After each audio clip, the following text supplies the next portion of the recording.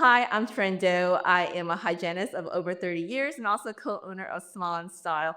I love being here and taking care of our patients, but also really making a difference in really lifestyle and confidence change. My biggest thing about being able to take care of patients is that that's exactly what we do. We take care of people and not just sets of teeth. So that's what we love about Small and Style.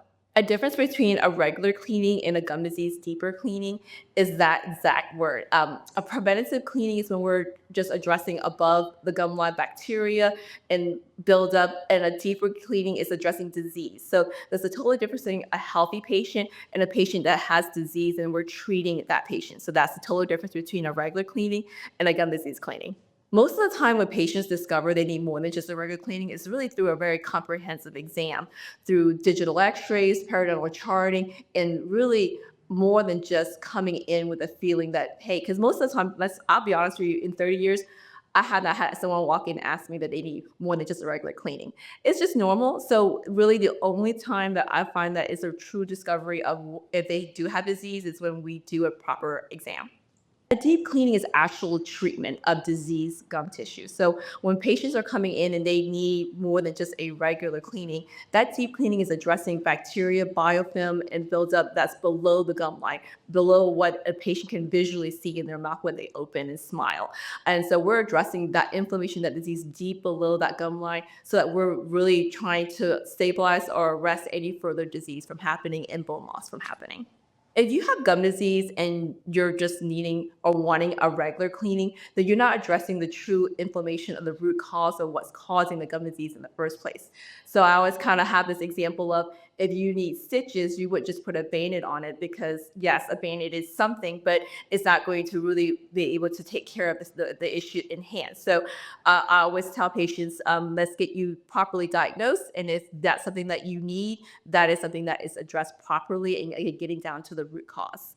So symptoms you should look out for if you think that you may have gum disease: bleeding gums, chronic bad breath, spaces that start to develop that wasn't there before, gum recession, even sensitivity. So when you have any one of those symptoms, that might be a good indication that you may have something more that's brewing in your mouth and you need to get that properly checked. Early gum disease treatment is really, really powerful when we're able to prevent any more gum recession, bone loss, because unlike grass and hair, once you lose that, it doesn't grow back. I always really, really stress that to patients because any type of treatment that we do here, if we're stabilizing, arresting, managing, but there's no cure, there's no growing that back to where it was, there's no, turning back time. So it's super important that if there's any indication this patient has any signs of early stage gum disease, that needs to be addressed immediately to prevent any other issues. Our VIP Small Club really allows patients to put their care consistently. I always tell patients consistency is really the key to any type of prevention or maintenance for that matter. So if you're coming in consistently and you're already on a membership plan, you know that's already in your schedule. It's going to get done, and it's something that you know that you don't even have to think about. A lot of patients kind of fall off the wagon when the consistency is not there. They're going beyond the recommended cycle that they should come into. So that's really the VIP membership plan makes it like a no-brainer. It's on your books, you're getting it done, and you're better off for it. Typically, patients don't really experience a whole lot of discomfort, honestly. I've been doing this for 30 plus years. Most of the time, people ask me, do I need like prescription pain medication or something like that? And quite honestly, we get the patient comfortable during the procedure, but quite honestly, right afterwards, it feels so much better because you're getting things that have been wedged in there for quite some time. And when you're removing it or releasing it, as I say, it actually feels so much better. Patients may feel a little bit of some tenderness and some sensitivity for their first couple of days, but quite honestly, it's so mild in the feeling that you're going to get as the inflammation calms down and the bleeding becomes less.